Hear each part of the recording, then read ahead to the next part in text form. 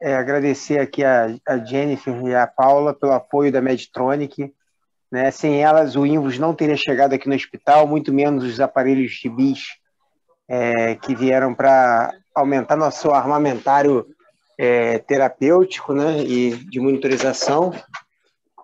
E a gente começou uma parceria que eu achei bem bacana, né? Para que a gente tenha uma melhor monitorização cerebral. Né? O Felipe, todo mundo sabe que é um grande estudioso de monitorização cerebral do nosso grupo, e tinha que ser ele para dar esse pontapé inicial, já que a gente vai fazer, né, vai começar agora a usar um dispositivo que ele é muito útil em algumas situações específicas, mas também que o mau uso pode queimar, né, a utilização do aparelho e tornar, né, ele não custo efetivo. Então a ideia é a gente fazer uma lembrança dos conceitos da monitorização cerebral, de oximetria tecidual em geral, né? Como o Felipe falou, existem indicações além da oximetria cerebral, e principalmente a gente vai ter o apoio da Jennifer e da Paula aqui para mostrarem para a gente também o dispositivo e detalhes da utilização dele, né? Então, eu passo a palavra para o Felipe, para a Jennifer e para a Paula, para a gente começar a sessão aí. Tá. Beleza, então, se tiver alguém de fora, sou Felipe, eu sou médico, anestesiologista aqui do Hospital Vitória Samaritano Barra, também sou instrutor do CET das Américas, e aqui a gente está presente também comigo, vai dividir a apresentação, a Jennifer, que é a nossa representante da Medtronic e do Invus, grande entusiasta também dessa ferramenta.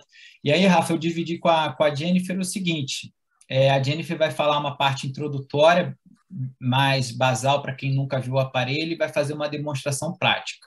Beleza? Podemos ir lá então, Jennifer. Perfeito. Doutores, novamente, obrigada aí pela oportunidade, né, da gente poder conversar aí, depois de um tempinho. A gente já fez uma aula como essa, mas eu acho que a gente avançou, né, nesse cenário, e exatamente vamos levar para a prática, para o dia a dia, para vocês utilizarem a monitorização. Vou compartilhar aqui o meu PowerPoint, só colocar no modo de apresentação. Está demorando um pouquinho para carregar. Acredito que agora todos já estejam vendo. Bom, me apresentando aqui, né? Meu nome é Jennifer Fontan, eu sou especialista de produto na parte de monitorização cerebral na Medtronic, tá? Então, eu trabalho toda a monitorização cerebral, BIS e INPUT, no Brasil como um todo, tá? E exatamente por esse motivo aqui, estou aqui para a gente comentar um pouquinho sobre essa parte mais básica da monitorização, né, entender o que é a oximetria cerebral com a avaliação do Invus e partir aqui para um hands-on. Estou com o equipamento aqui do meu lado e aí a gente vai entrar em alguns detalhes, né, da manipulação do dia a dia, importante para vocês iniciarem a monitorização, tá, e utilizarem aí, e extrair o melhor proveito no dia a dia, tá? Primeiro, quando a gente fala da oximetria cerebral, né, a gente pode ter aí vários nomes na literatura. Eu posso ler que é uma oximetria cerebral e somática, eu posso ler que é uma saturação regional de oxigênio, muitos papers também trazem como a monitorização do NIRS, né, tudo isso a gente está falando do mesmo tipo de monitorização, a monitorização da oximetria regional, tá?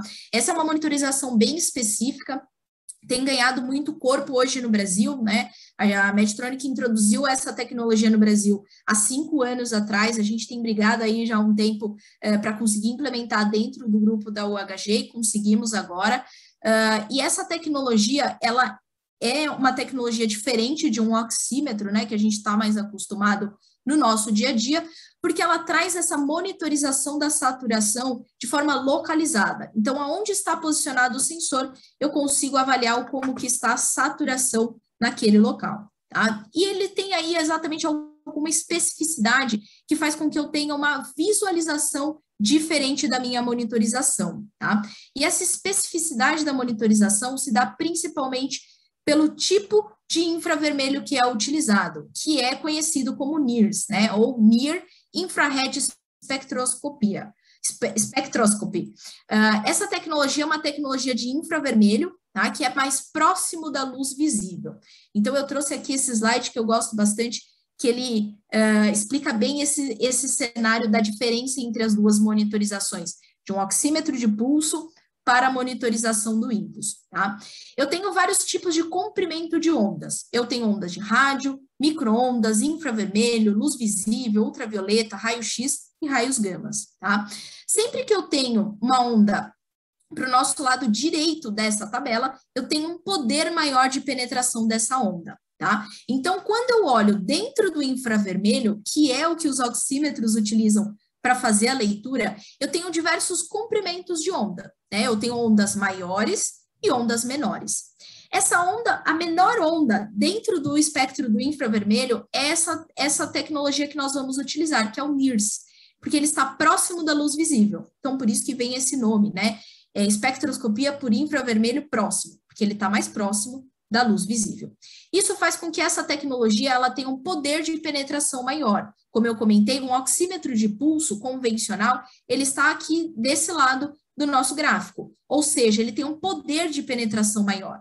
Consequentemente, com a monitorização do ínpus, eu vou conseguir chegar a uma monitorização diferente do que eu faço de um oxímetro de pulso, conseguindo exatamente atravessar estruturas ósseas, né, tecidos, e a fazer uma avaliação mais profunda dessa saturação de oxigênio, tá?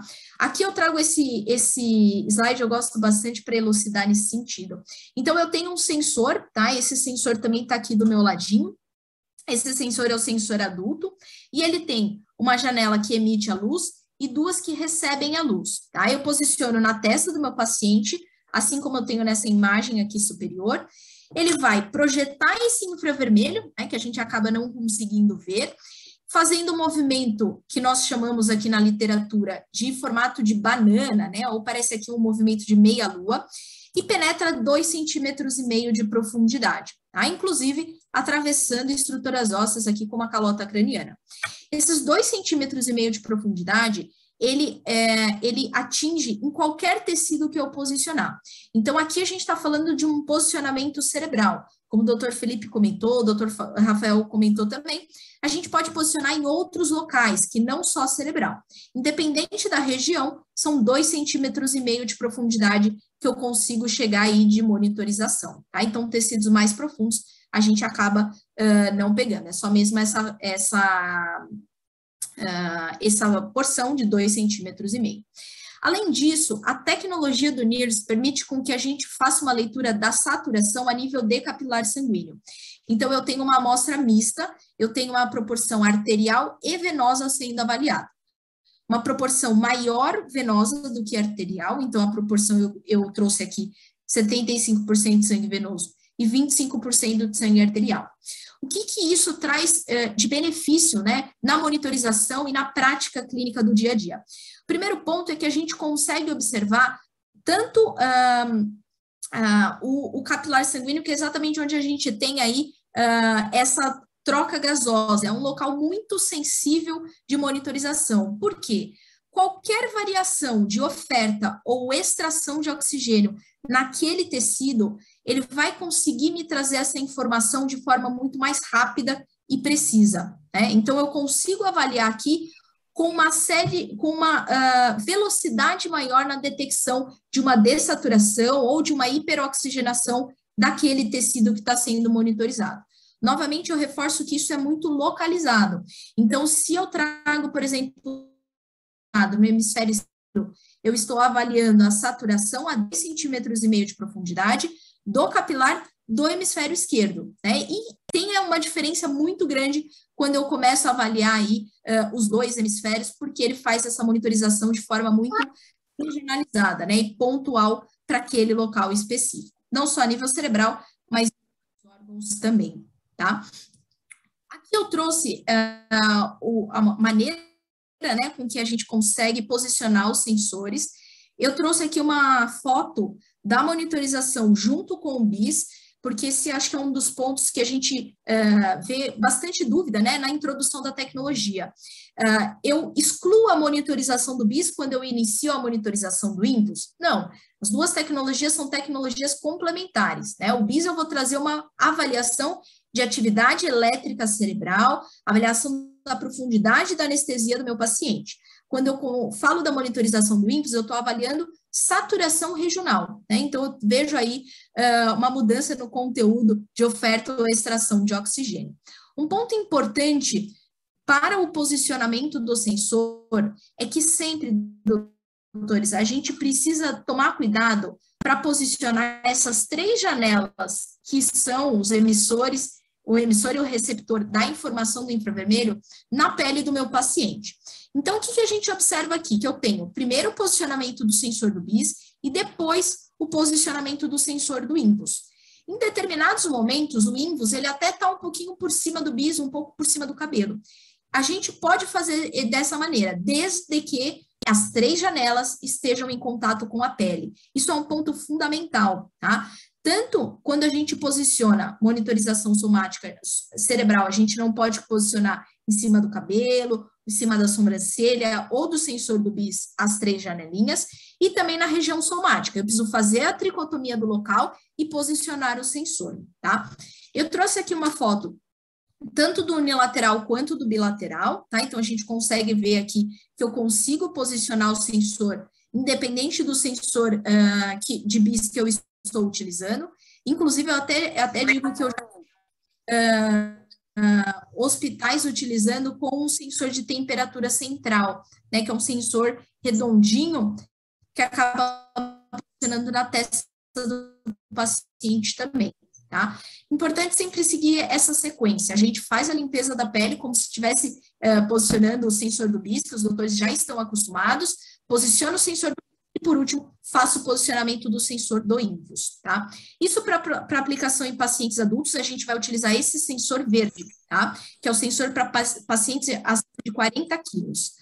Não só cerebral, mas eu também posso avaliar somático. Eu trouxe aqui membros inferiores, tá? Geralmente utilizado quando eu tenho uma canulação femoral, nessa avaliação de membros inferiores. Também pode ser utilizado na avaliação de membros superiores, né? Em outras regiões do corpo. O que vale sempre lembrar é que na hora que eu faço esse tipo de monitorização, eu estou avaliando somente aquele local onde está aplicado o sensor, né? A forma regionalizada dessa monitorização. E por fim, a gente também tem outros sensores que expandem aí a utilização para sensores, para pacientes pediátricos e neonatais, tá? O hospital também tem esses sensores para vocês fazerem a utilização, né? Principalmente nesse início, foi adquirido todos os sensores. O pediátrico, ele é muito semelhante ao sensor adulto, tá? Mas ele é cinza, então essa coloração já muda, e a gente também tem esses chanfros na lateral, para melhor se adequar aí à anatomia do paciente pediátrico. Esse sensor, ele vai de 5 a 40 quilos, tá? Então, eu trouxe aqui essa monitorização cerebral aqui numa criança um pouquinho maior. E para pacientes neonatais, a gente pode utilizar aqui a monitorização cerebral, e outros 2 locais são muito utilizados, que é a região perirenal e a região mesentérica, tá? O sensor, ele é um pouquinho menor e tem uma grande diferença aqui, além do tamanho, né, ele tem uma placa de hidrocoloide embaixo. A gente sabe que isso é a questão do cuidado da pele do paciente neonatal, né, uma pele friável, é um ponto, né, de atenção de vários serviços, e exatamente por conta disso a gente tem uma placa de hidrocoloide extra no sensor neonatal, tá? Então, para a gente não ter aí nenhum problema na hora da aplicação.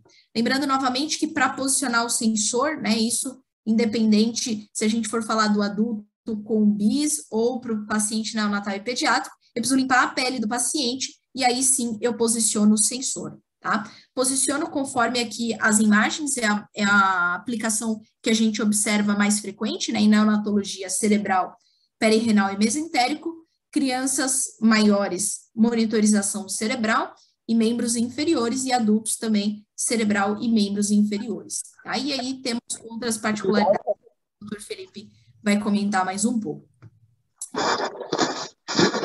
Eu trouxe aqui deixa eu ver se vai passar. Esse vídeo até do doutor Felipe que me cedeu aqui para a gente estar na apresentação, né? Um vídeo bem explicativo, não só desse posicionamento, né? Aqui o paciente até tinha aqui uma superfície na testa. Eu acho que Vou só pedir para o Matheus, antes do vídeo, pedir para o Matheus desligar o áudio, Matheus.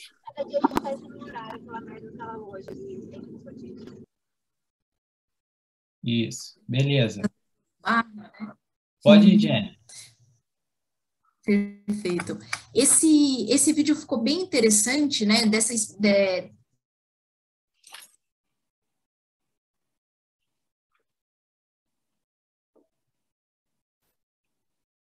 Jennifer?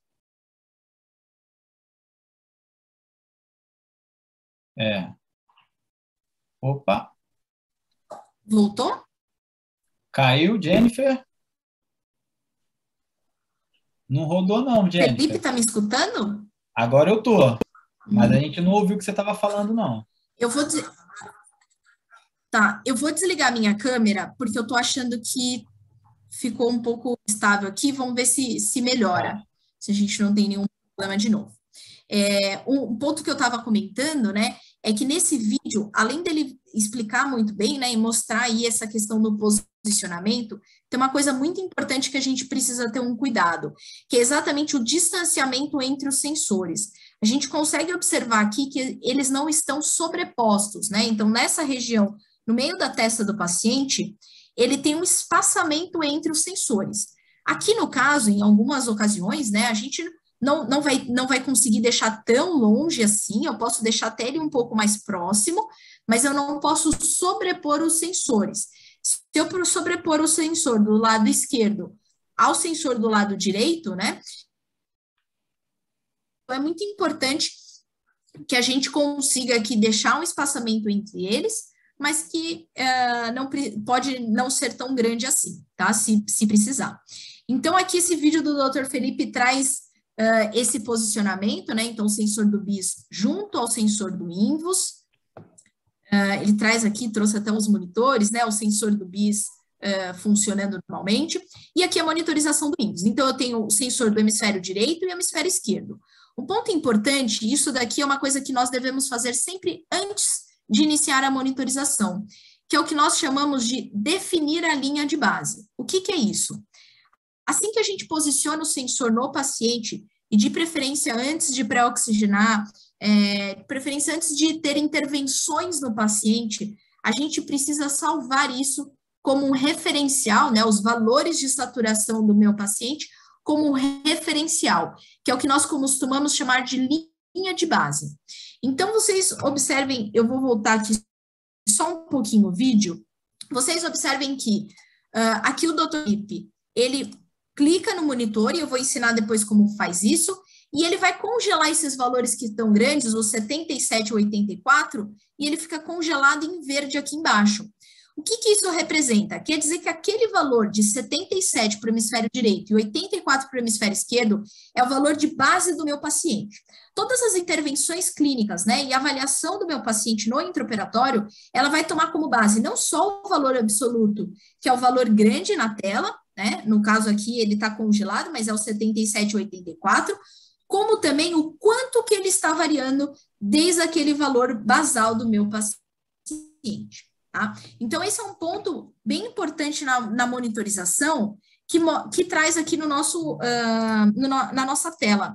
Então, eu tenho o valor em tempo real aqui, que é esse número grande sendo apresentado, ele nem sempre está branco, né? Quando ele foge aí dos limites de normalidade, ele muda a coloração também, mas é sempre esse valor maior que nós temos na tela. Ele é sempre atualizado a cada 5 a 6 segundos, então, rapidamente, ele vai me sinalizar se eu tenho uma variação aí na saturação regional. Embaixo, eu vou ter o número que foi salvo, então, a linha de base do meu paciente. E o equipamento, uma vez que eu salvo essa linha de base, ele me mostra essa variação desde do momento que o paciente está em relação ao basal do paciente. Então, ele me mostra se eu aumentei 10% a saturação ou se eu caí, por exemplo, 30%. Então, ele vai mostrar isso daqui de forma dinâmica na nossa tela. Além disso, junto, eu também tenho um gráfico de tendência do meu paciente. Então, quanto o meu paciente está saturando em relação ao tempo. Tá? Tudo isso daqui ele pode ser customizado, as horas ou a escala, e eu vou mostrar como que a gente consegue fazer isso, tá bom? E aqui embaixo eu tenho o índice de qualidade do sinal. Esse daqui é um indicativo importante, para saber, né, se eu posicionei o sensor no local correto, se ele não tem cabelo ali, não tem algo interferindo na leitura, ou também para o pessoal do CTI, é um importante indicador para saber se o equipamento, né, se o sensor, ele não está perdendo a adesivagem e se a gente não tem que ali fazer a reposição do sensor, porque já está impactando na qualidade do sinal, tá?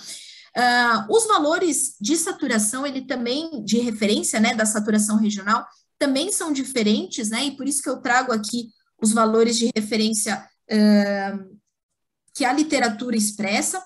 Pacientes adultos saudáveis, eles devem saturar de 58% a 82% na região cerebral, tá? Então, 58% a 82% é o range de normalidade que a gente espera da população adulta. Isso para monitorização cerebral, tá? E quando a gente pensa nos limiares de intervenção, a literatura hoje traz dois limiares. Um limiar de intervenção e um limiar crítico de intervenção, né? Então, o que muitos estudos trazem é que exatamente quanto mais baixo o valor do meu paciente, né, maior aí a questão com um mau prognóstico, principalmente hoje declínio cognitivo, mas esse limiar crítico aqui é o que a gente precisa mais tomar cuidado e principalmente agir de forma mais rápida, tá? O primeiro limiar de intervenção que a literatura traz é quando este valor de saturação aqui do meu paciente baixar de 50 pontos, já é esse estado de alerta e visualização para a nossa intervenção, ou quando ele variar 20% a partir da linha de base. Então, se ele cair aqui a setinha 20%, eu já tenho que começar a entender o que está acontecendo e qual que é a intervenção necessária. E quando esses valores absolutos caem de 40 pontos, já entro no meu limiar crítico, ou 25% a partir da linha de base, tá? Aqui a literatura já mostra que o nosso paciente está sofrendo uma injúria cerebral importante que deve ser investigada e corrigida imediatamente, tá? Outro ponto importante aqui é que a região somática, ou seja, qualquer local que eu for avaliar no meu paciente que não seja o cérebro, ele deve estar 5 a 20 pontos acima do que o valor cerebral. Então, se eu tenho, por exemplo, um paciente aqui saturando a 66 de saturação cerebral, ele tem que estar a 71 a 86 pontos, tá? Então, a gente soma 5 a 20 pontos em relação ao cerebral. E aqui é um ponto importante que a gente precisa, nesse caso, utilizar o cerebral como um referencial, né? O cérebro, ele sempre se torna aí um ponto fundamental na monitorização e geralmente a gente parte da monitorização cerebral por paciente. Pensando nessa intervenção e na correção da mudança desses valores, né, eu gosto de trazer esse gráfico, que é um gráfico para nos direcionar, né, em como pensar na correção desses valores. A nossa zona segura, né, aqui a nossa normalidade, é um valor de 58% a 82%. Se eu tenho uma queda nesses valores, né, uma dessaturação, eu preciso entender que ou houve uma baixa oferta de oxigênio para aquele tecido, ou houve uma alta extração de oxigênio. Eu posso pensar, por exemplo, que o meu paciente está com uma baixa FO2, baixo CO2 e vasoconstringindo a nível cerebral, paciente com uma baixa concentração de hemoglobina, ou, por exemplo, uma alta extração, meu paciente superficializando, ou meu paciente convulsionando, tá?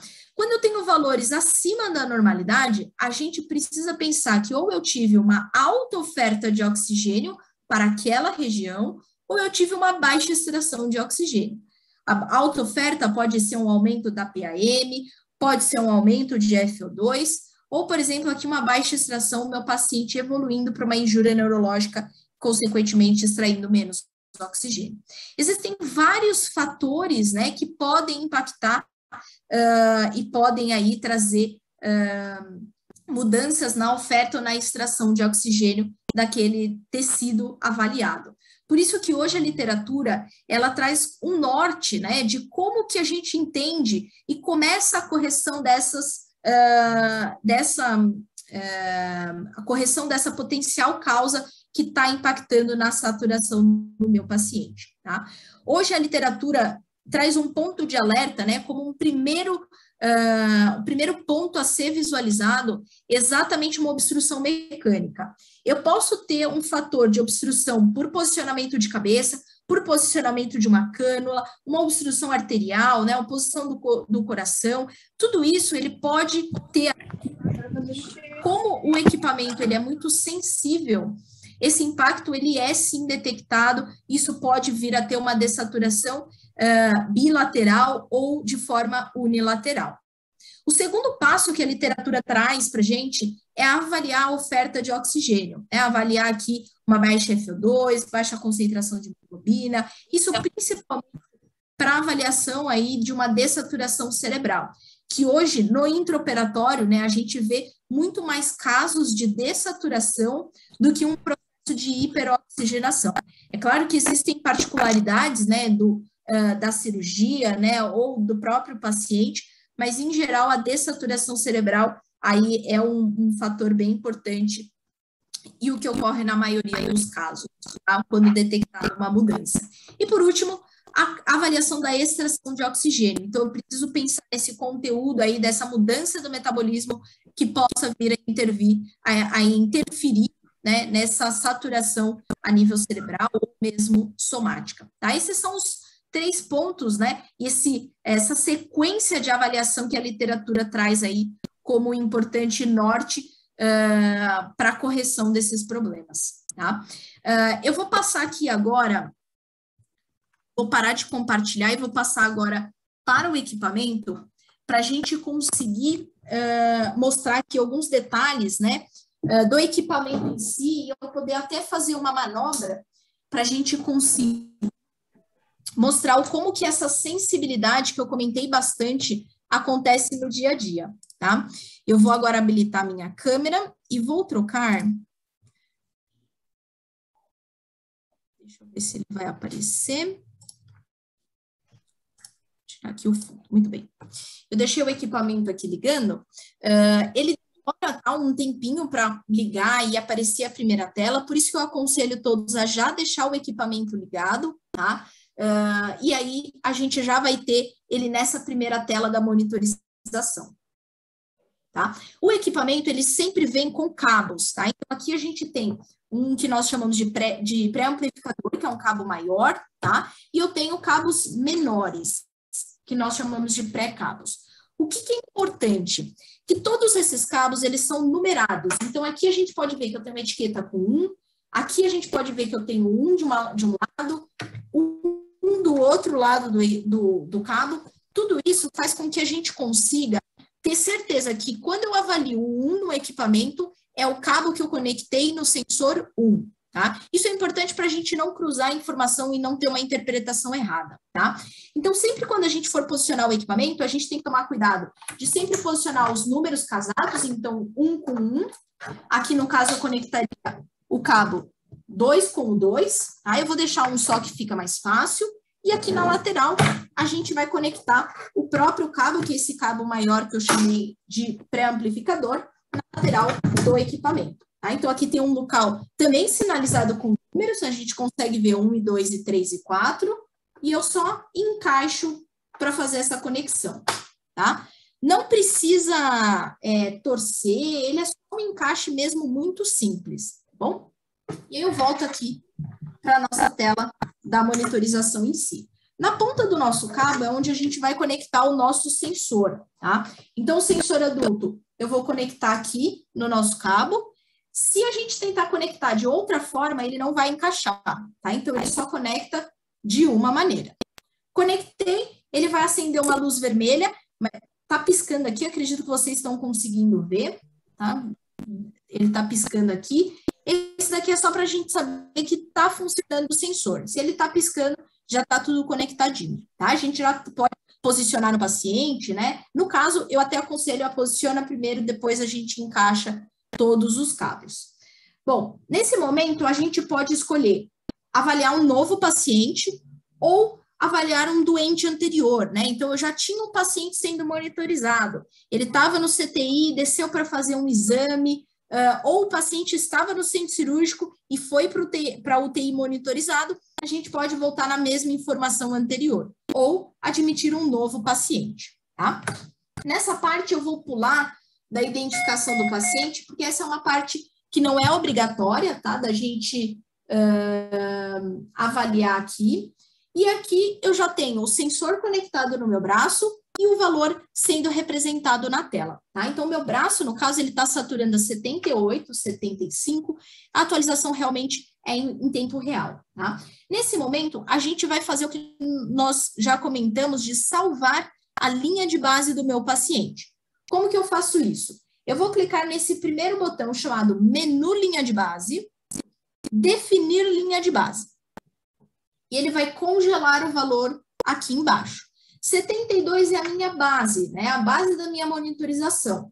No caso, o 72 ele fica fixo e o valor superior ele vai se alterar conforme a alteração da saturação no local onde eu apliquei o sensor, tá? E aqui o cálculo é feito de forma automática.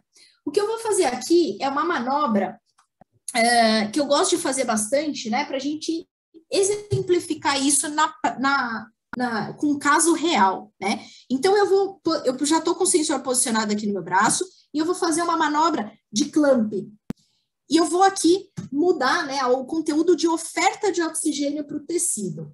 E agora ele vai começar a desaturar. Eu demorei para segurar um pouquinho aqui, mas ele vai começar a desaturar. No caso, ele já baixou 17% a partir da linha de base, 24% a partir da linha de base, né? Daqui a pouco, ó lá, 26% já entrou no meu limiar crítico de intervenção, 29%, mais um pouquinho, 28%. O braço já cansou um pouquinho, vou soltar aqui e ele vai começar. Ele baixou bastante, né? Baixou lá até os 44, 42, e agora ele vai começar a voltar a perfundir, né? O local onde estava ligado o sensor, vai voltar a oxigenar, a oferta de oxigênio, e, consequentemente, os valores vão voltar muito próximos do que eu tinha antes, né? Ou mais próximos aí da normalidade. Essa manobra é muito simples, né? Mas que elucida exatamente essa sensibilidade do equipamento em detectar essa variação da mudança, né, ou da oferta ou da extração de oxigênio. Eu vou fazer uma outra manobrinha para mostrar essa mudança do conteúdo da extração de oxigênio. Rapidamente aqui. Só esperar ele estabilizar. Valor de 81. Então, eu começo a fazer essa manobra. Inicialmente, talvez aumente um pouco o valor de saturação, quando aumentando um pouco de fluxo. E agora ele vai começar a desaturar, né? Eu mudei o componente de extração de oxigênio e ele vai começar a dessaturar. Ele está um pouquinho mais devagar porque essa manobra é um pouco mais difícil. Mas a gente consegue ver aqui de 81, ele partiu para 66. Eu paro de fazer essa manobra, né? Eu paro de consumir de forma exacerbada o oxigênio nesse local e ele vai começar a voltar aqui aos valores de saturação próximo do que eu tinha antes, né, ou mais próximo aí da normalidade. Tá? Então, são duas manobras que eu gosto bastante de fazer. Um ponto importante também no dia a dia é que a gente tem aqui duas possibilidades, né? Eu posso, por exemplo, aqui ter uma marcação de eventos no equipamento. Eu posso vir aqui, por exemplo, e eu quero acompanhar isso no intraoperatório. Por exemplo, nesse momento, eu tive aqui, eu vou passar aqui para o ladinho, né? E eu tive, por exemplo, um aumento do anestésico. Na hora que eu seleciono esse evento, né? Eu consigo ter essa marcação na tela e entender se depois daquela minha intervenção clínica ou de algo que aconteceu no meu paciente, eu tive uma variação ali grande, né? Voltando para o limite de normalidade, ou exatamente qual foi o impacto clínico dessa mudança. E por último, né, um ponto bem interessante para a gente conseguir visualizar melhor o gráfico é a gente trocar essa escala do gráfico. No menu seguinte, a gente pode vir em escala de tempo. No caso, a gente está vendo aqui um gráfico de 12 horas. Eu vou diminuir para 1 hora, e assim que eu mudo, eu clico na casinha laranja. e a gente já consegue visualizar o gráfico aqui na tela. Então, eu consigo ver, inclusive, ó, os momentos de pico, né, de dessaturação que eu tive. O primeiro, que foi no meu braço, e o segundo, né, que foi muito mais discreto, mas a gente consegue ver aí isso de forma mais ampliada no monitor. Aí eu vou até dar um zoom aqui para ver se vocês, para ver se vocês conseguem visualizar de forma mais clara. Dá para ver, tá dando. Dá para ver sim o gráfico. Então a gente consegue ver aqui, ó. Exato. E a marcação que eu fiz do evento. Então, o evento 31, que era a mudança ali do componente de anestésico, tá? Bem simples, o equipamento, né, a gente consegue manipular, então uma vez que eu posiciono o sensor, ligo e salvo a linha de base do meu paciente, pouquíssimas coisas a gente vai alterar no equipamento, tá? Muito mais do dia a dia, né, exatamente a interpretação dos valores e a mudança na conduta baseado aí na situação que a gente está observando no nosso paciente. Tá? Então, ali a gente está vendo também o valor se alterando em tempo real. Eu deixei ele aqui no meu braço, tá bom? Eu vou voltar agora a minha câmera, mas esses eram os pontos que eu gostaria de focar aqui, básicos, né? Tanto da monitorização em si, quanto a questão do equipamento, dessa utilização do equipamento como um todo, tá bom?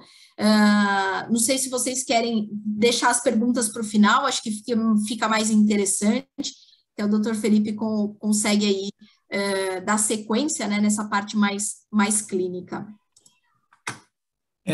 Vamos deixar as perguntas para o final, Jennifer. Você já fez a brilhante explanação aí, mostrou o funcionamento, já deu até um spoiler de um pouquinho do que eu vou falar ao longo da minha apresentação, mas assim, eu acho que para quem não conhecia o método e o aparelho, já deu para ter uma boa noção do que se trata e de como ele funciona, tá?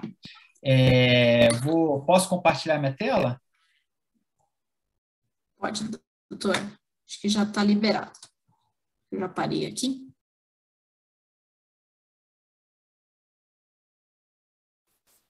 Compartilhar aqui.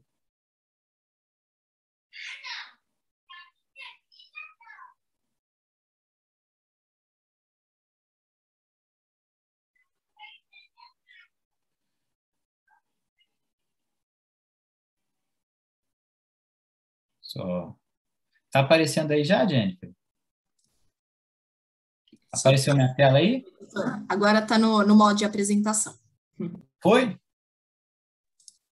Foi, tudo certo. Tudo certo, né? Então tá. Então vamos lá, pessoal. Eu sou Felipe Amorim, sou médico anestesiologista do Vitória, Samaritano.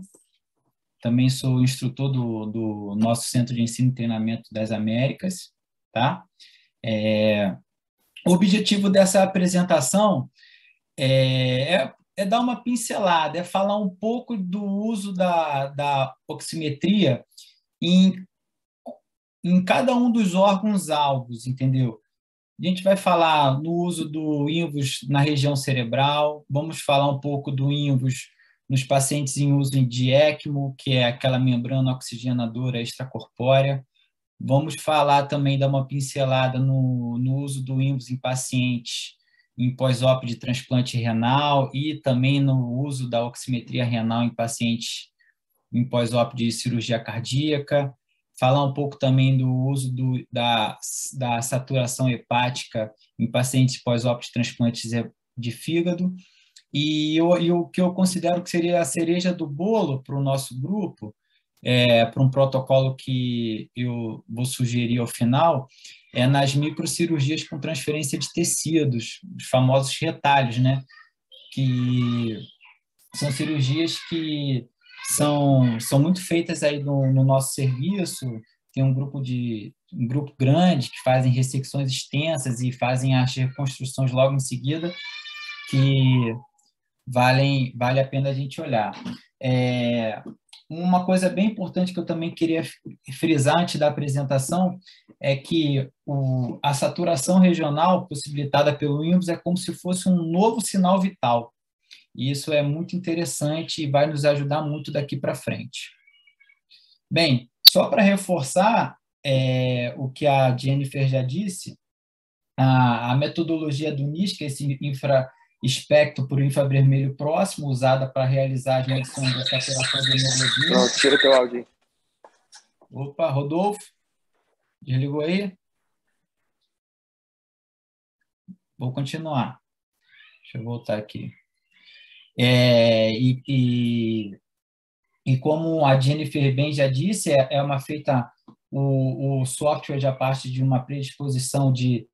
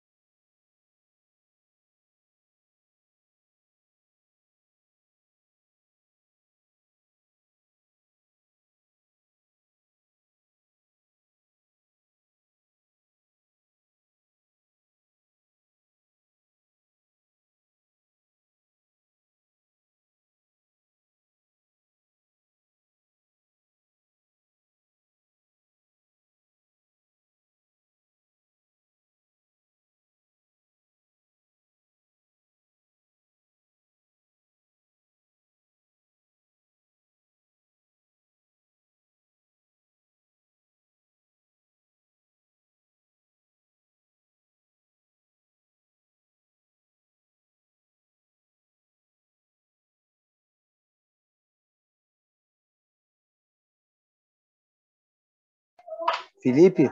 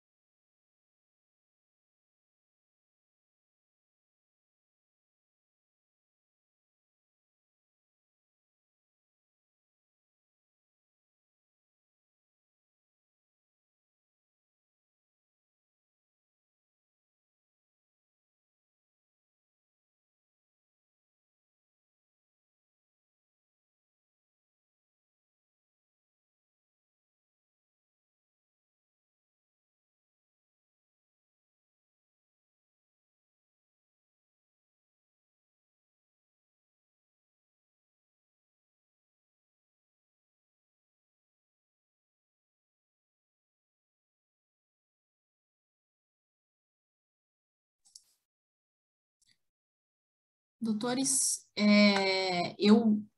para mim aqui ele acabou caindo. Eu não sei se eu vi que o Felipe também não, o doutor Felipe não. Eu estou tentando ligar para ele aqui, porque ele deve estar falando sozinho lá. Opa, Não, e para mim também caiu. Eu não sei o que aconteceu.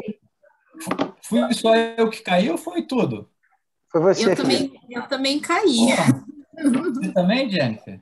Caí. Cara, eu vou apresentar com... Pô, desculpa, pessoal. Vou apresentar com o vídeo desligado aqui, fazer igual você está fazendo. Vou voltar à apresentação, então. Combinado. Achei que tivesse sido o servidor.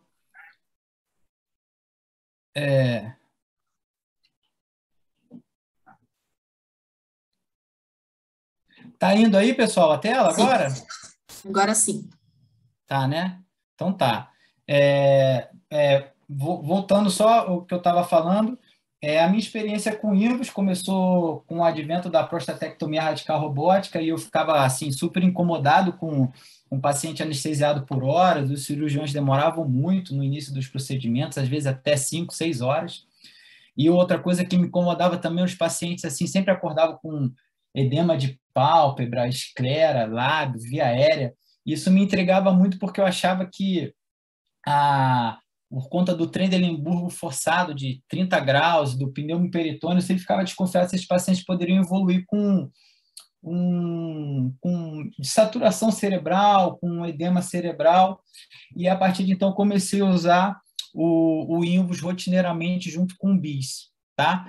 E aí, essa é a minha monitorização basal que eu uso.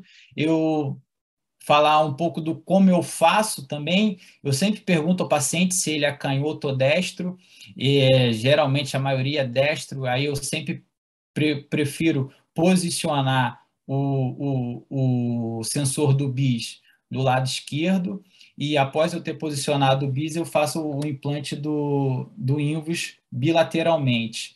Eu tenho o hábito também de usar no software antigo as dois canais de ECG no BIS e a SR também. Agora, nos novos já vem o espectrograma, e eu acho ótimo que a maioria dos monitores estão tendo os softwares atualizados. Bem, e além disso, da marcação online que a gente tem, o software também te fornece um relatório após o procedimento, que é bem interessante, o que a Jennifer estava falando, que a gente pode fazer a marcação dos eventos. Então, por exemplo, essa linha 2 aqui, a marcação da linha de base. Eu faço isso, botei o sensor antes de fazer qualquer pré-medicação, antes de fazer qualquer oferta de oxigênio, eu já faço a marcação da linha de base para eu ter noção exata de como é o basal daquele cérebro desse paciente. Aí eu começo a indução da minha anestesia, e aí, após a indução, eu vou lá e marco mais um evento. E aí o paciente fica ali anestesiado até os cirurgiões começarem a operar pneumo peritônio. Marco esse evento aqui também. Paciente em Trendelenburg, marco essa posição aqui, marcado pela lente 38. E assim eu vou acompanhando, e esse relatório te dá exatamente como foi minuto a minuto ou a oximetria cerebral desses pacientes. Uma outra possibilidade de relatório também é essa aqui, que mostra qual foi a faixa de oximetria cerebral, ficou entre 41 a 50, ficou durante 8 minutos, 51 a 60, 172 minutos no hemisfério esquerdo e 19 no direito, e assim sucessivamente. Então, assim, você consegue montar uma base de dados bem legal para até futuros estudos depois que a gente pode pensar em fazer no serviço. Bem, aí eu comecei a estudar mais assuntos em relação à oximetria cerebral, e esse artigo da revista da Escandinávia retrata bastante o que eu percebo com o uso do Invus cerebral nas cirurgias de prostatectomia robótica, que é ter um leve aumento da saturação regional cerebral durante toda a cirurgia, sugerindo que esse procedimento provavelmente não induz muito isquemia cerebral, apesar de sabermos que há, sim, uma congestão venosa cerebral, porém sem nenhuma alteração clínica visível que seja passível de intervenção. A única crítica a esse estudo é porque foi um estudo pequeno, cerca de 40 pacientes, unicêntrico, os pacientes não tinham nenhum evento isquêmico prévio, mas no final ele sugere que a utilização desse sensor, principalmente pacientes com eventos cerebrais prévios, tipo o paciente que eu usei anteriormente. Esse é um artigo de revisão da Universidade da Califórnia, foi publicado em 2017, no Anesthesia e Analgesia, um artigo que eu até mandei como referência para o pessoal do grupo dar uma olhada, e ele mostra que a monitorização da oxigenação tecidual vai se tornar rotineira no cuidado dos pacientes mais críticos, de comorbidade, ajudando numa terapia guiada para melhorar o desfecho clínico. No entanto, ele ressalta que mais estudos são necessários para definir metas e valores alvo para cada órgão específico. E, ao lado, também ele dá um algoritmo sugerindo para intervenção guiada por metas na oximetria cerebral. Eu vou elucidar isso mais à frente. E essa é uma meta-análise bem grande, publicada na Canadian Anesthesia, e analisou os efeitos da oximetria cerebral operatória em mais de 2.000 pacientes. Foram 15 trabalhos randomizados e controlados, multicêntricos, analisados, em diferentes procedimentos cirúrgicos. Não foi só prostatectomia robótica, teve cirurgias cardíacas, vasculares, ortopédicas, e o objetivo era analisar disfunção cognitiva no pós-operatório e taxa de delírio, tempo de UTI, tempo de internação. Os resultados foram bem interessantes, que no grupo intervenção, que utilizou o INVOS e as intervenções guiadas pela monitorização da oximetria cerebral, reduziram consideravelmente a incidência de distúrbios cognitivos no pós-operatório e resultando num aumento dos scores de Mini-Mental e diminuição do tempo de UTI com P significativo. Além dessa meta-análise, há diversos estudos publicados, principalmente no cenário de cirurgia cardíaca. Esse, por exemplo, mostra que episódios de dessaturação cerebral no período de cirurgia cardíaca há um aumento importantíssimo do distúrbio cognitivo e do tempo de internação. Por exemplo, para uma diminuição de 5 pontos abaixo de 50 durante 10 minutos aumenta em 3.000% o risco de declínio cognitivo. Já uma diminuição de 10 pontos para uma saturação cerebral em torno de 40%, você só precisa da metade de tempo, ou seja, 5 minutos, para você ter o mesmo risco de declínio cognitivo no pós. E assim sucessivamente, mostrando que quanto pior a dessaturação cerebral, pior será o desfecho cognitivo dos pacientes no pós-operatório. Então, fica a dica para a gente já levar para casa. Os valores normais da oximetria cerebral é de 58 a 82. A sugestão da maioria dos estudos recomenda intervir se a saturação cerebral ficar menor que 50 ou 20% abaixo do basal, ou se chegar no nível crítico menor que 45% ou 25% abaixo do basal. Esses são os targets, os alvos para saturação cerebral. Bem, aqui é um algoritmo bem legal da anestesia analgésia, publicado em 2016, de como fazer a intervenção da oximetria cerebral, caso haja alguma alteração. Redução da oximetria cerebral maior que 20%. Primeira coisa, ver se é uni ou bilateral. Unilateral, como faz? Vamos checar a posição da cabeça. Às vezes, cirurgia robótica, lá a cabeça tombou mais para um lado, tombou mais para o outro. É uma cirurgia que a gente não tem acesso. Então, a gente sempre retifica a cabeça para melhorar o deságue, tanto arterial quanto venoso. Se for cirurgia vascular ou cardíaca, checar o posicionamento das cânulas aórticas e das veias cavas superiores. Tudo isso estando, se algo disso estiver alterado, você reposiciona, remove as cânulas e avalia. Caso isso tudo esteja normal, primeiro passo, analisar a pressão arterial média. Se a PAM estiver baixa, vamos tratar essa hipotensão e a causa de base. PAM normal, próximo passo, analisar a saturação de pulso, saturação arterial de oxigênio. Se tiver baixa, vamos aumentar a FO2, investigar o porquê dessa hipoxemia. Caso esteja normal, próximo passo, PaCO2. Menor que 35, vamos ajustar a nossa ventilação. A gente sabe que hipocapnia está relacionada com vasoconstrição cerebral, então a gente faz esse ajuste na ventilação. Caso isso tenha normal, o próximo passo é checar hemoglobina. A gente sabe que os doentes, principalmente vasculares e cardiopatas, o target é de gira em torno de uma hemoglobina de 7 a 8. Caso esteja menor que isso, a gente considera fortemente a transfusão e isso é a causa dessa dessaturação cerebral. Próximo passo, checar o fluxo da SEC. Fala com o perfusionista, o fluxo está baixo, vamos aumentar esse fluxo. Ou se não é uma cirurgia cardíaca, a gente avaliar uma disfunção miocárdica. Então, vamos aumentar essa fração de ejeção do ventrículo esquerdo, fase inotrópico. E aí, por último, a gente avalia isso como se fosse um consumo cerebral aumentado, e aí a gente ajusta a profundidade anestésica e tratar a hipertermia se for o caso. Bem, a gente falou um pouco sobre a oximetria cerebral, e agora a gente vai falar um pouco do uso da oximetria cerebral e somática nos pacientes em uso de ECMO. É importante eu falar esse tema, por quê? Porque no nosso hospital foi um dos maiores covidários agora de terapia intensiva no estado do Rio, e nós, anestesistas, tivemos que dar plantões lá várias vezes, fomos 3 vezes, 3 épocas diferentes, porque os clínicos ficaram sobrecarregados e tal. Então, foram vários plantões em que a gente deu plantão com pacientes com COVID grave e em ECMO, vendo venoso, vendo arterial. E aí a gente pode ver o grau de comprometimento tão grande que é esse comprometimento pulmonar e até cardíaco pelo SARS-CoV-2.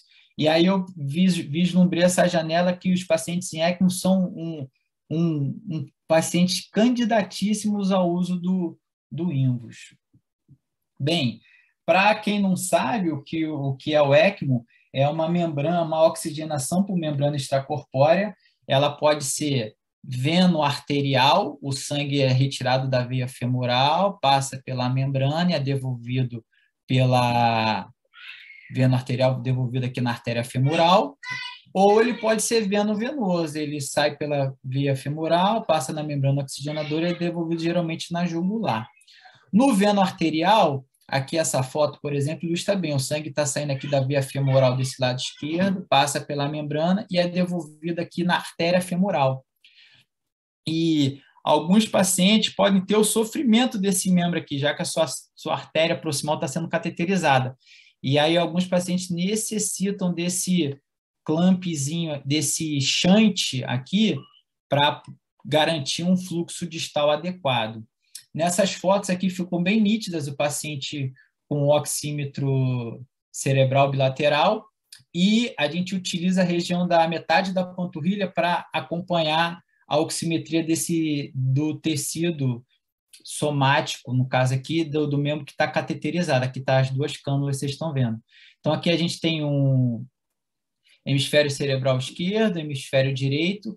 Aqui está o somático que não foi cateterizado, que serve como controle, e aqui o somático que está cateterizado. Você vê que ele está abaixo do outro, então a gente serve um motivo para a gente checar. Coisas importantíssimas do ECMO é o alta incidência de injúria neurológica nos pacientes com ECMO. As complicações neurológicas giram em torno de 15%. Tem os fatores de risco de idade avançada, parada cardíaca, isso aumenta a chance. Os eventos, as injúrias cerebrais, e além das injúrias cerebrais, a gente também tem as injúrias dos membros que são cateterizados, como isquemia de membro inferior, em torno de 16%, síndrome compartimental e fasciotomia de 10%, e até amputação. A gente já viu alguns pacientes, depois de ter se recuperado do COVID, pacientes que precisaram entrar em ECMO veno arterial, fazendo amputação desse membro que foi cateterizado. A gente já viu alguns casos desses aqui no Rio de Janeiro. E uma outra coisa muito interessante que o uso do Invus cerebral permitiu nos pacientes em uso de ECMO veno arterial, que é uma coisa bem interessante. Os pacientes que estão fazendo uso da oximetria cerebral e que estão em ECMO veno arterial, e que tem uma função de cardíaca de base ruim, ou seja, tem uma disfunção miocárdica, esse coração é, de certa forma, aliviado pela ECMO. Quando, por exemplo, esses pacientes têm um aumento do débito cardíaco devido ao início de inotrópicos, isso promove uma melhora da fração de ejeção desse sangue desoxigenado pelo ventrículo esquerdo, lembrando que o pulmão está ruim, né? Por isso que ele está em ECMO, e esse sangue desoxigenado ele converge com o sangue oxigenado do circuito da ECMO, que vem refluindo retrogradamente na aorta, e se essa convergência entre os sangues oxigenados e desoxigenados ocorrer depois do arco aórtico, como vocês podem ver aqui na figura B, haverá um fornecimento de sangue desoxigenado ao cérebro e para a parte superior do corpo, ou seja, resultando em dessaturação cerebral. E esse fenômeno ele é documentado em 1/3 dos pacientes com ECMO. Isso é uma coisa que a gente tem que estar atento. Às vezes a performance cardíaca do paciente melhorou, mas ele fez uma dessaturação cerebral. A gente tem que avaliar que 1/3 desses pacientes isso pode acontecer. E, por outro lado, complicações que reduzam o débito cardíaco em pacientes que têm uma função cardíaca boa, razoável, como, por exemplo, um tamponamento cardíaco súbito, isso levará a um aumento da oximetria cerebral e dos membros superiores. Por quê? É essa figura A aqui, porque a convergência dos sangues oxigenados e desoxigenados acontecerá antes do arco aórtico. Então, o paciente está com tamponamento cardíaco, mas a oximetria cerebral aumentou. Barbas de molho, vamos investigar por que isso aconteceu. Aqui é um algoritmo bem interessante para o manuseio e para a condução dos eventos isquêmicos nos pacientes com o uso do ECMO, e que culmina até levar esse paciente para os exames de imagem.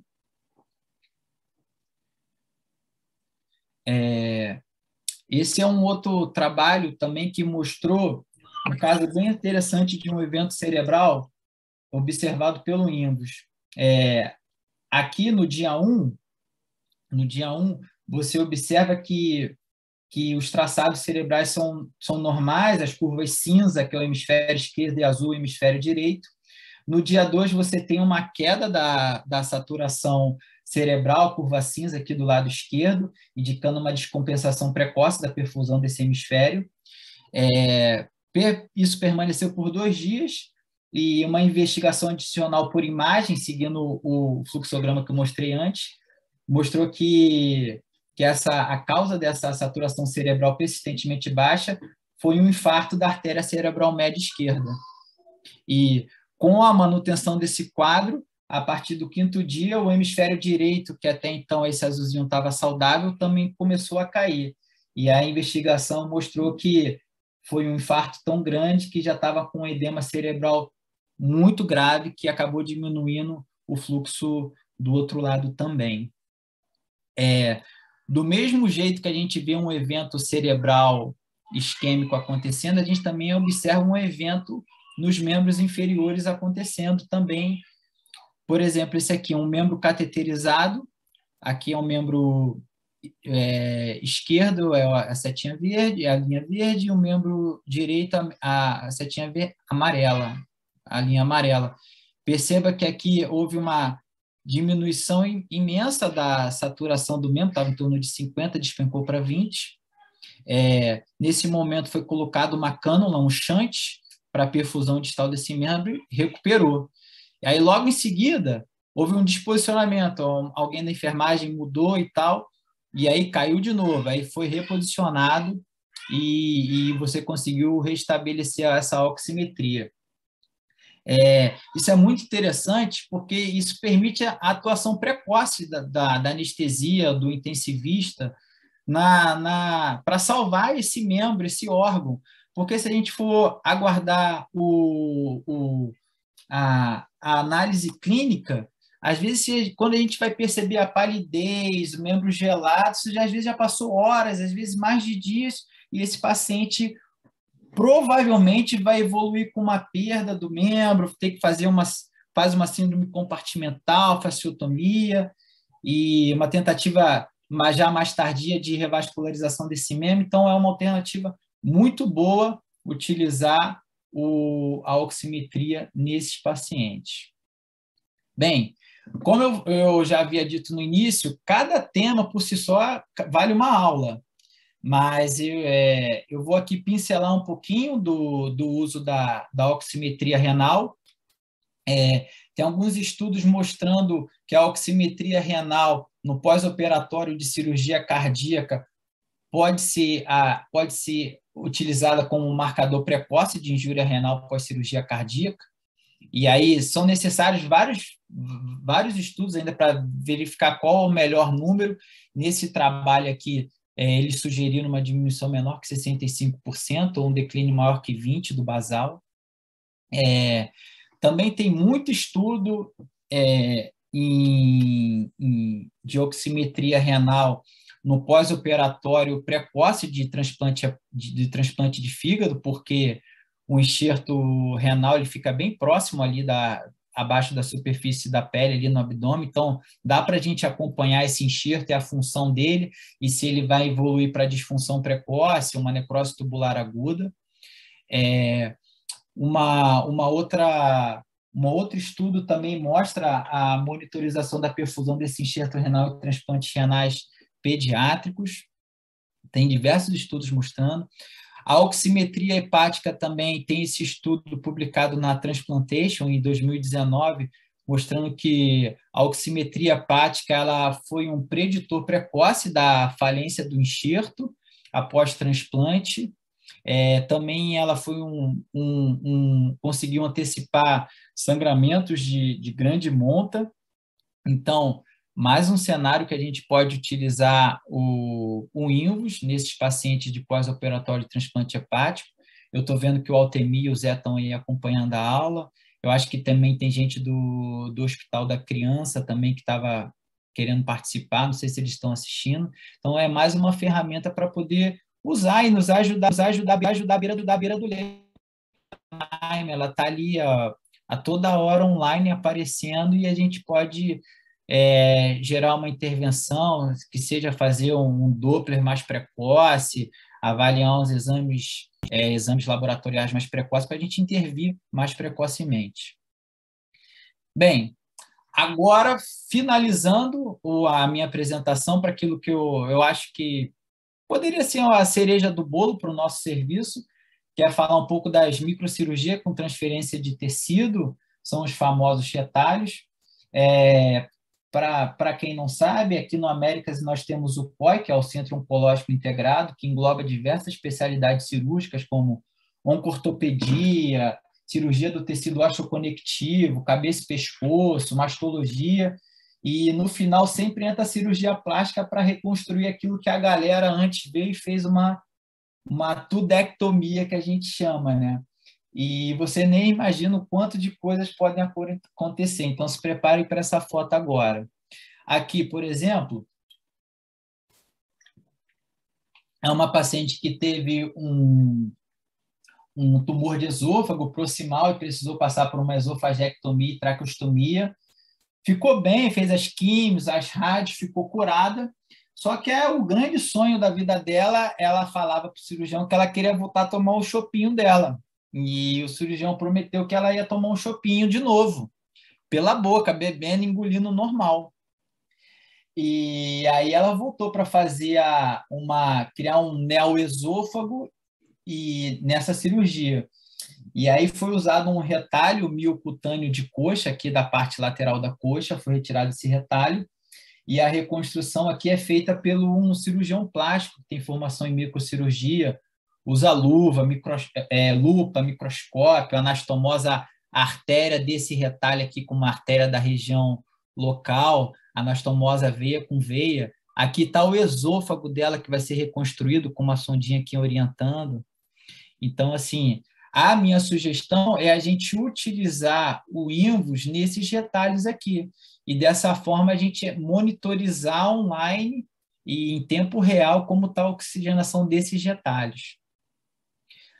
Tem diversos estudos, principalmente estudos orientais, tanto o japonês quanto o chinês, mostrando pacientes que são submetidos à reconstrução com retalhos. Isso aqui foi um paciente que foi a reconstrução de base de crânio com retalho de grande peitoral. Então, aqui está o retalho sendo monitorizado com esse valor 69, e o basal é o contralateral usado, está aqui no peitoral sendo monitorizado. Esse aqui já é um artigo de revisão que foi feito em conjunto com o departamento da Universidade da China, em Xangai, com o serviço de cirurgia do MD Anderson, lá no Texas, e foi um trabalho bem grande que analisou 710 retalhos em 630 pacientes, no grupo que usou INVOS, e no grupo controle foram 430 pacientes que não usaram NIRS, e assim, a taxa de obstrução vascular entre os grupos foi semelhante, mas um detalhe interessante é que todos os pacientes, todos os retalhos que tiveram oclusão e foram detectados pelo NIRS e confirmados achados clínicos e intraoperatórios, e nenhum alarme foi acionado desnecessariamente sem ser uma crise. Isso gerou uma sensibilidade e especificidade de quase 100% do método, e, além disso, a taxa de recuperação no retalho no grupo INVUS foi bem maior, com P significativo. Ou seja, o grupo que usou INVUS alertou mais rápido e teve uma taxa de salvamento desse retalho na reoperação maior do que o grupo que não usou o INVUS. E isso tudo por quê? Porque antes do INVUS tecidual, como que é feita a análise do retalho? Ela é, em geral, feita por uma análise assim, mais subjetiva e menos objetiva, e bastante dependente do cirurgião. Isso gera problemas em locais onde o programa microcirúrgico está começando. Às vezes, a gente tem que fazer cirurgia em outros hospitais que não estão habituados, então isso já gera uma dependência muito grande do cirurgião para fazer essa análise. E até então, a monitorização é feita através da cor da pele, enchimento capilar, ver o turgor, temperatura, o Doppler portátil, depende da expertise da pessoa que vai fazer o Doppler aqui desse coto vascular.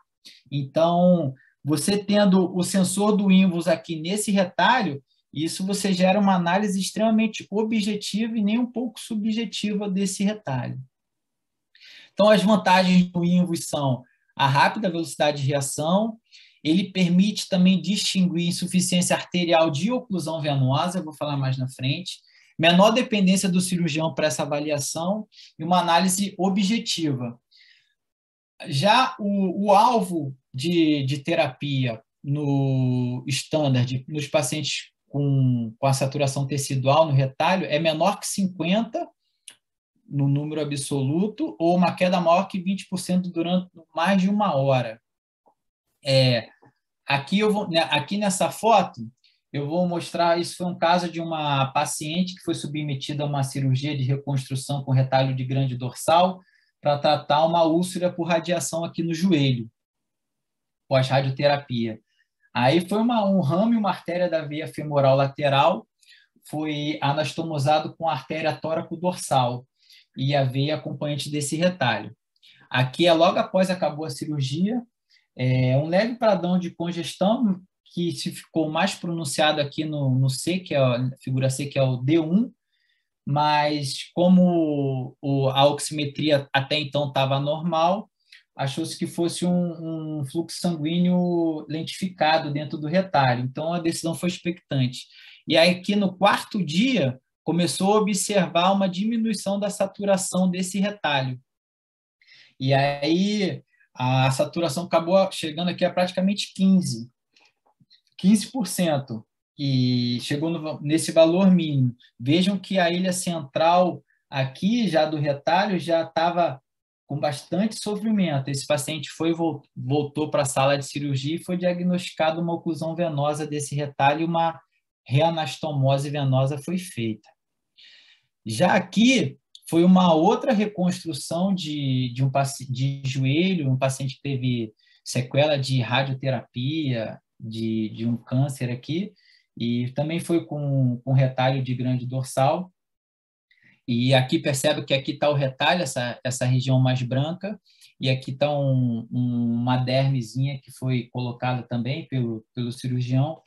E esse caso é um caso mais agudo, porque logo no primeiro dia a cirurgia acabou, o paciente chegou no quarto, começou a diminuir a saturação tecidual desse retalho, e já foi bem precoce, estava em torno de 70, já caiu aqui para em torno de 30, 40.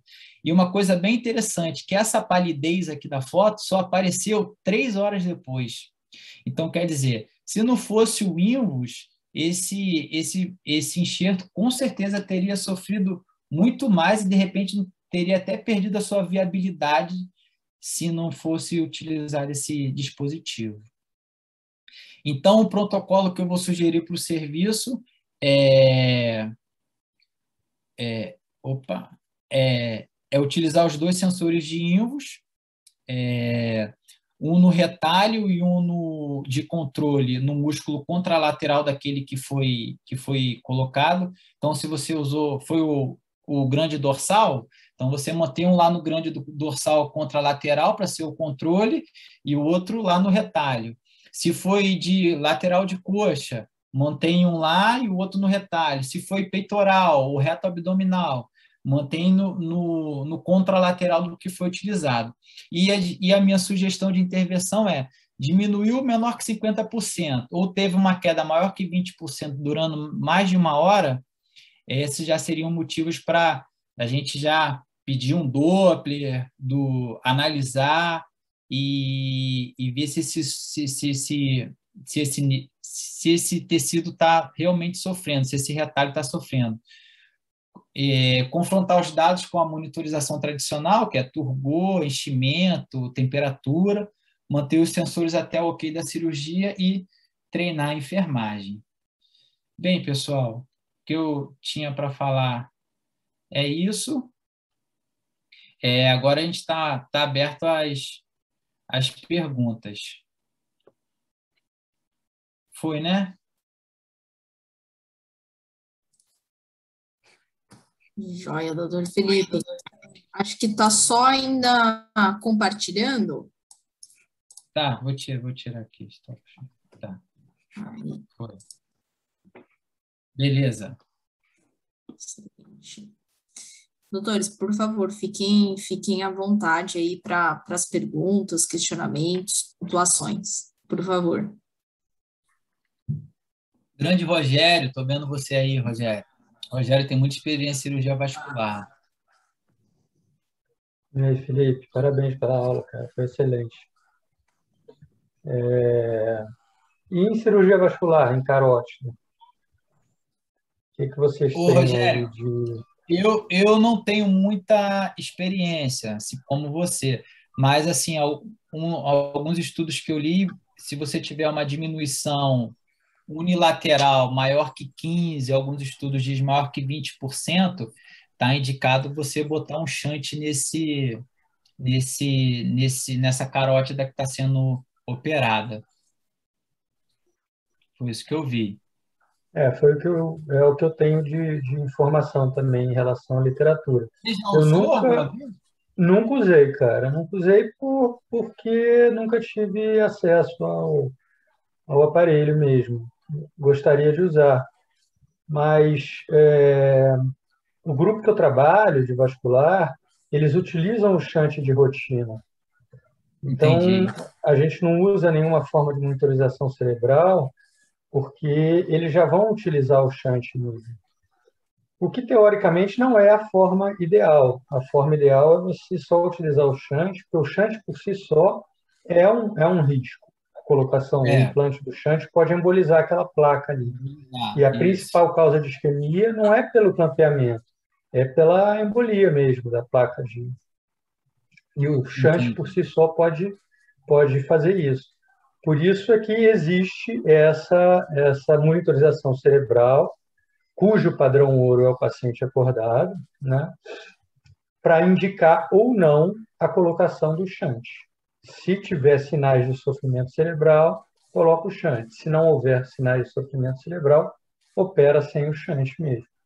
E no caso da oximetria cerebral, é isso que eu vi também. Ou um valor absoluto abaixo de 54, ou um valor proporcional 20% abaixo do que você tinha de basal. Eu acredito que seja uma forma, apesar da literatura ser pequena, porque não é tão frequente a cirurgia de carótida, mas eu acredito que seja uma forma muito boa de você indicar ou não o shunt. Porque, afinal de contas, você vai estar com os dois hemisférios monitorizados. Não tem nada ocorrendo ali, né, durante a anestesia. Está tudo certinho, com os dois, né, com os valores equilibrados, ou seja, tudo bem. Você vai lá e clampeia uma carótida. Esse hemisfério começa a sofrer, indicação. É indicação de que está tendo algum problema ali. Agora, o valor ao qual isso passe a indicar o shunt é que, para mim, é a dúvida, entendeu? Se esse valor realmente 20% já é o suficiente, da linha de base, 54% em relação se falou em valor absoluto, essa que seria a minha dúvida. Mas eu gostaria muito de utilizar numa próxima cirurgia, porque como eles utilizam um shunt de rotina, eu vou ter a chance de ver ali antes do clampeamento e durante o clampeamento, enquanto eles estão colocando o shunt, você teria o período de isquemia, caso ocorra, né? Caso o polígono de Willis não seja suficiente para contrabalançar esse clampeamento da carótida aí, durante aquele momento. Mas é isso que a gente tem.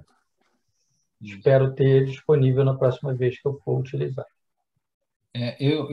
Eu acho que vale muito a pena. E às vezes dessa forma, você, sei lá, diminuir aquilo que eu falei de distúrbios cognitivos no pós-operatório, trabalhos que eu mostrei que pacientes que usaram tiveram score de Mini-Mental maiores, menos tempo de internação, menos delírio. Então, acho que, de repente, isso possa ajudar, sim, principalmente nos doentes que já tiveram eventos cerebrais prévios antes, entendeu? Sim, acho que vai ser uma grande indicação também, sem dúvida. A questão aí da carótida é justamente porque a intervenção por si só é um procedimento que pode causar problema. Essa que é a grande questão. Então, para você indicar de fato, você tem que estar bem seguro, né, de que aquele valor, aquele hemisfério está sofrendo e é válido colocar o shunt. Nas equipes que colocam o shunt só em caso de uma monitorização que esteja evidenciando sofrimento cerebral daquele hemisfério durante o clampeamento. Porque assim, Rogério, por exemplo, você está lá, você começa a usar, e aí você observou que o polígono de Willis conseguiu suprir o fluxo contralateral. Você fala para o cirurgião, às vezes não a rotina precisa do shunt. Não precisa do shunt. Não precisa do shunt, exatamente. Menos morbidade para o doente. Menos risco, sem dúvida. É o principal risco, é uma embólica. E certamente, por isso que tem gente que nem coloca shunt, cara. Essa que para mim é a forma mais errada, entendeu? De operar. É a equipe que não coloca shunt e não monitora de forma nenhuma. Essa para mim é mais porque é às cegas, é um voo às cegas. Você não sabe o que está acontecendo. Acorda e rezando para ver o que aconteceu. Eu já vi tem a terceira forma, que é operar com o paciente acordado sob anestesia loco-regional. Você faz problemas, assim? Que tem os problemas do posicionamento, do incômodo, você não pode sedar o paciente, é desconfortável até para o cirurgião, né? Tem equipe que não gosta de ficar infiltrando, ficar parando toda hora para infiltrar e tal, o paciente se mexe, enfim, é uma anestesia sob sedação, né? Sob anestesia regional com pouca sedação. Porque se você sedar muito, você vai perder o parâmetro também. Eu já vi até alguns relatos, Rogério, de pessoas que trabalham muito assim com cirurgias de carótida, de usar dois bis bilateralmente. E aí você vai levando ali com aqueles dois aparelhinhos de bis. E aí, na hora que o cirurgião clampeia, se o SR aumentou muito, o bis despencou, aí o cara fala, tá sofrendo, bota o shunt. Você já chegou a fazer isso, Rogério? Faço. Eu uso bis de rotina. Cara, e o que você vê é justamente o contrário. Você vê, às vezes você vê mais o bis subir do que ele descer durante o clampeamento. Eu acho que tem um estímulo álgico ali durante o clampeamento que faz com que o bis suba ali. O bis não é um monitor ideal para avaliar sofrimento cerebral durante o clampeamento de carótida. Isso é fato, já não é. É um monitor para avaliar profundidade da anestesia. A gente até vê naqueles pacientes graves, né? Paciente de CTI, quando desce, a gente bota um pouquinho só de halogenado, alguma coisa só para anestesiar o paciente, que o bis despenca, e isso está relacionado à gravidade do paciente. Então, tem um quê de isquemia também, naquele bis baixo, mas na cirurgia de carótida isso não foi provado. Os estudos não mostraram ser um método eficaz para você avaliar o sofrimento cerebral durante o clampeamento. Então você acha que, se pudesse comparar os dois, você teria mais vigor em falar com o cirurgião e fazer o shunt usando a oximetria cerebral do que usando o bis bilateral, por exemplo? Sem dúvida nenhuma. Sem dúvida. Entendi. Beleza. Pessoal, mais alguma pergunta aí? A gente está à disposição. Pergunta para a Jennifer. Quer comentar mais alguma coisa, Rogério? Felipe, boa noite. Ao Zé. Eu tenho uma dúvida muito pontual aqui para você ou para a Jennifer. Uma das situações que a gente poderia ter aplicabilidade disso no transplante é na hepatite fulminante, né? Que muitas vezes o paciente tem hipertensão intracraniana e existe um debate muito grande sobre como monitorizar esses pacientes. Alguns locais ainda utilizam monitorização invasiva, PIC, outros o bulbo jugular e existe uma tendência de tentar utilizar métodos não invasivos. Mas quando transcraniano, que a gente já fez, né? Quando isso surgiu lá nos primórdios, parecia que uma limitação para essa situação era a icterícia, a hiperbilirrubinemia. Vocês sabem se isso é um limitante para essa tecnologia atualmente? Quer dizer, se isso interfere na leitura, no valor da oximetria? Eu sei que é uma dúvida muito específica, né? Perfeito. E aí, Jennifer? Você já viu? Sim. O que acontece, doutor José? O corante, né, exatamente da bilirrubina, ele pode interferir na leitura do INVUS. O que acontece, e hoje já existe bastante estudo que fala sobre isso, ele pode interferir e talvez mascarar o valor. Então, interferir na qualidade da leitura. Mas existe um limiar, e aí, assim, eu não vou saber de cabeça, né, de bilirrubina total, a partir do ponto que você tem um mascarar do valor, e existe um limiar que eles falam que, a partir dali, você não vai ter leitura no equipamento. Mas, realmente, é um valor extremamente elevado, né, que está que é um paciente, né, para transplante, é uma situação bem pontual nesse sentido. Mas a literatura fala, mesmo estando mascarado o valor, é interessante você utilizar, porque você vai usar a base do meu paciente, né?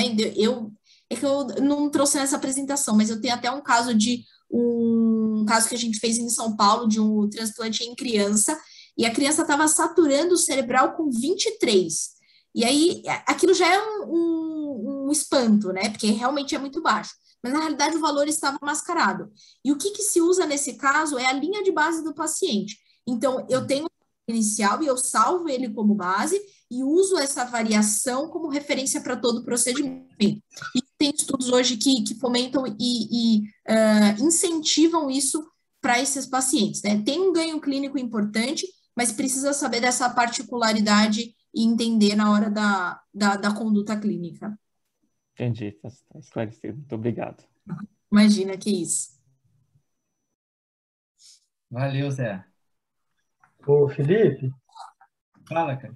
Nessa questão dos enxertos, como é que você tem feito, pretende fazer, em termos de contaminação ali, para você não atrapalhar o campo cirúrgico com o sensor que vai ser colocado? Ou esse sensor é colocado só ao final do procedimento? Boa pergunta, Rogério. O sensor, a Jennifer pode até me corroborar, ele vem estéreo ali, né? Naquele lacre, não é, Jennifer? Não, o sensor não é estéreo. O que a gente vê de prática, né, em outros países, e a literatura fala, é para colocar um filme transparente, né, estéreo, e o sensor em cima. E aí, o filme transparente, ele não vai atrapalhar na leitura do equipamento. O filme transparente, você disse o quê? O TH-derm? TH-derm, que é o da 3M. Isso, que é o filme transparente, exatamente. Entendi. E aí Assim, você Rogério, não vai atrapalhar na leitura. a ideia, Rogério, é você botar ali no, sei lá, digamos que vai rodar um retalho de grande dorsal ou de reto abdominal. Botar, monitorizar esse retalho e o contralateral para servir de controle para você ter o basal desse retalho. Em geral, os retalhos eles têm uma saturação tecidual bem alta, em torno de 95%. Aí, conforme vão dissecando, ligando as tributárias, vai havendo o estresse da lesão, essa saturação vai caindo, mas depois que você ligou todos os ramos, tá só o retalho ali irrigado pelo seu coto original, a saturação volta para em torno de 90%, 95%.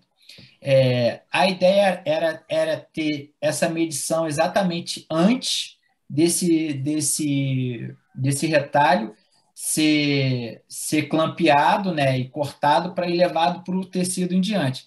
Aí, nesse momento, deixa lá o cirurgião fazendo as anastomoses, porque de repente o cabo ali pode atrapalhar, mas no momento em que ele terminou as anastomoses, ele quer avaliar a perfusão desse retalho, a gente vai lá de novo e conecta o mesmo sensor, entendeu?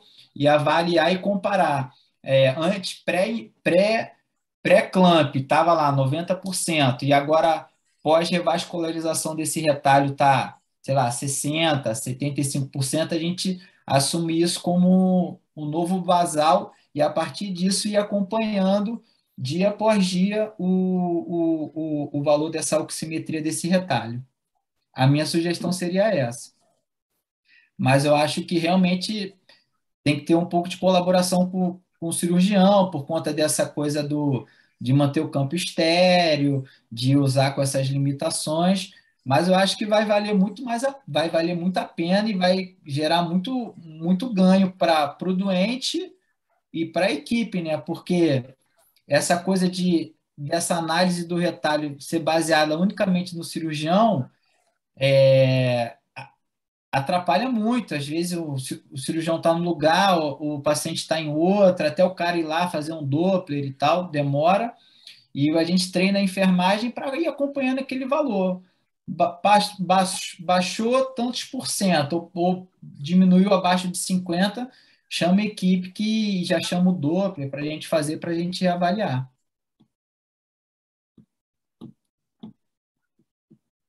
Bem, acho que seria isso. Mas antes de você indicar uma intervenção cirúrgica, você seria indicado também, de repente, pensar em aumentar débito cardíaco, pensar em valor de hemoglobina, ou seja, fazer aquelas intervenções que já são recomendadas nas outras Sim. situações, no caso da oximetria cerebral, por exemplo. Uma vez elas todas estando normalizadas, estando otimizadas, aí sim indicar a intervenção cirúrgica. Sim. Porque pode ser queda de hemoglobina também, né? Pode ser queda de débito cardíaco. Não, pode ser também, o Rogério. Assim, a gente vai sempre avaliar a conjuntura, né? O doente como um todo, ver os sinais vitais, ver os exames laboratoriais. Mas eu acho que o cenário dos retalhos é muito mais influenciado pelo micro do que pelo macro, entendeu? É claro que se o paciente, evolui com sepse no pós-operatório, está com NORA, esse retalho, obviamente, vai sofrer por conta de amina vasoativa e tal. Ou durante a cirurgia sangrou muito, e aí, de repente, o paciente foi politransfundido, recebeu muito volume, maior a chance de edema tecidual, de congestão desse retalho. Então, assim, muita coisa do macro pode evoluir, mas eu acho que a estrutura microvascular das anastomoses arteriais e venosas desses retalhos são muito mais, acho que, preponderantes do que o macro como um todo. E aí eu acho que o aparelho ajuda muito, porque a gente ficar esperando fazer palidez cutânea, tal não está com gesto, a temperatura está quente ou está frio, a cor está meio roxa ou não está. Então, assim, são coisas muito subjetivas. e o uso do Invus tecidual vai ajudar muito, tornando uma análise bem mais objetiva.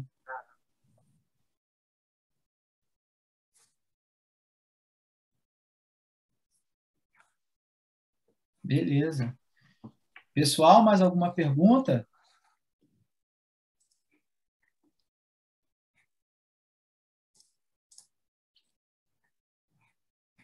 Felipe, você leu alguma coisa sobre o uso do Invus em cirurgia torácica e ventilação monopulmonar? Cara, não li não, Rafa. Não li nada sobre isso, não. Mas eu sei que tem alguns... Numa meta-análise que eu vi, tinha cirurgias com ventilação monopulmonar, mas era um N bem pequeno, entendeu? Um N bem pequeno, para eu poder te falar. E aí você Entendi. diz a oximetria cerebral nos pacientes que vão ser... Porque que correlaciona disfunção cognitiva com hipoxemia intraoperatória.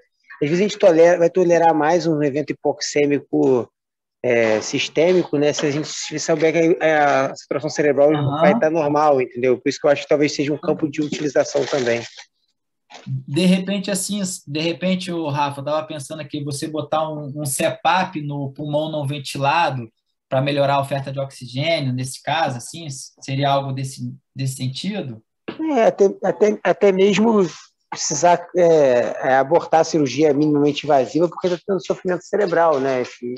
Eu acho que talvez seja uma opção, né? Um campo de utilização, de tomada de decisão, né? Vai ser uma informação a mais para tomar decisão.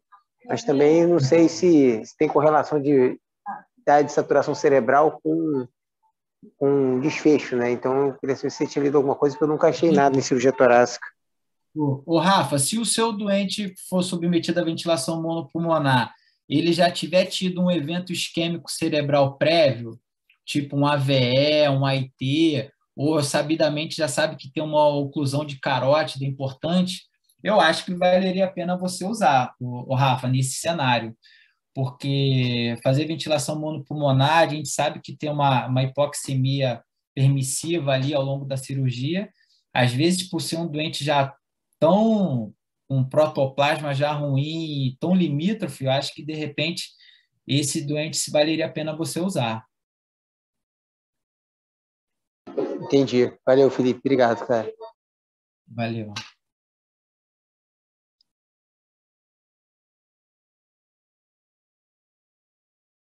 E aí, Rogério? Mais alguma ponderação? Mais alguém, pessoal? Quer perguntar alguma coisa?